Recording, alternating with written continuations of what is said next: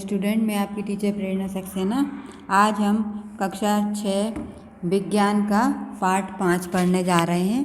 पाठ का नाम है वस्तुएं सामान्य गुण। वस्तुओं के सामान्य गुण, इनके बारे में हम आज पढ़ने जा रहे हैं। तो आप मेरे साथ साथ अपनी बुक को सामने रख लीजिए और पढ़ना शुरू करिए। आप जो भी कार्य कर रहे हैं उसे एक क्षण के लिए रोकिए और अपने चारों ओर देखिए।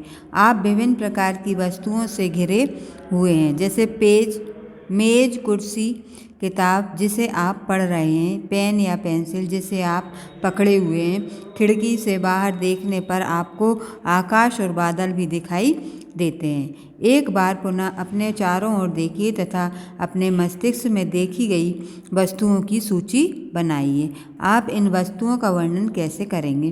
क्या आप कुछ शब्द जैसे बड़ा, छोटा, लाल, नीला, ठंडा, गर्म, भारी, हल्का, खुरदुरा, चिकना आदि का प्रयोग करेंगे?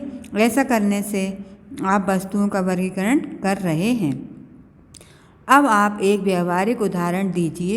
यदि आप अपने घर में कपड़ों को अलमारी में देखेंगे तो आप पाएंगे कि आपके परिवार के सदस्यों के कपड़े उसमें ढंग से रखे गए हैं। सदस्यों के कपड़े उसमें ढंग से रखे गए। काय में? अलमारी में। आप अपने कपड़ों को एक विशेष स्थान पर पाएंगे। इसी प्रकार आपके पिताजी के वस्त्र एवं निश्चित स्थान पर होंगे। इस प्रकार विज्ञान में इन विभिन्न वस्तुओं का अध्ययन उन्हें निश्चित समूह में बांट कर सकते हैं। इससे हमें विभिन्न समूहों में उपस्थित वस्तुओं में समानता एवं असमानता का पता चलता है।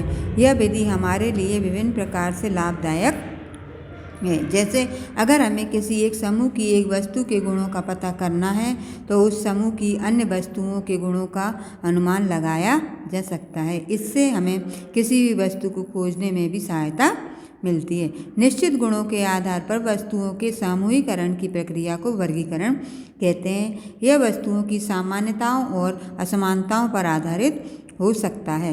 पदार्थ के कुछ विशेष गुण होते हैं जिनके आधार पर इन्हें दूसरे पदार्थों से अलग किया जा सकता है।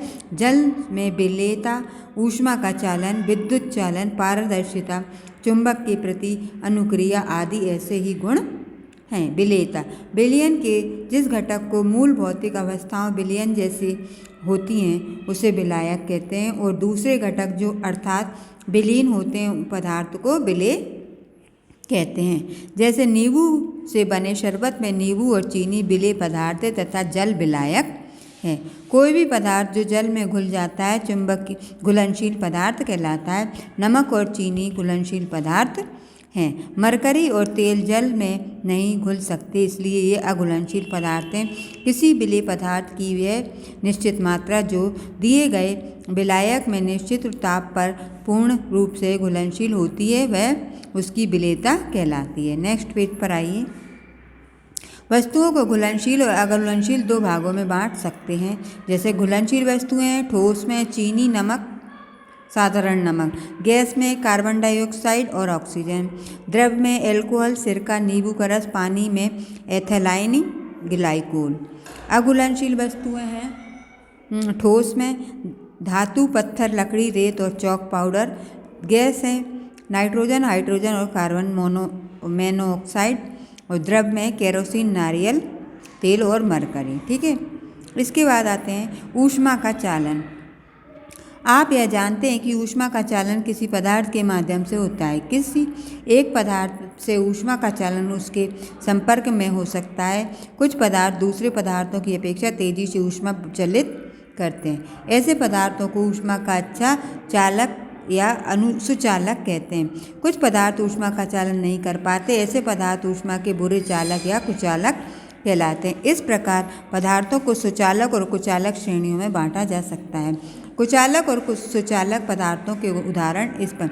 सुचालक हैं धातुएं जैसे लोहा, तांबा, एल्युमिनियम, चांदी, मरकरी आदि।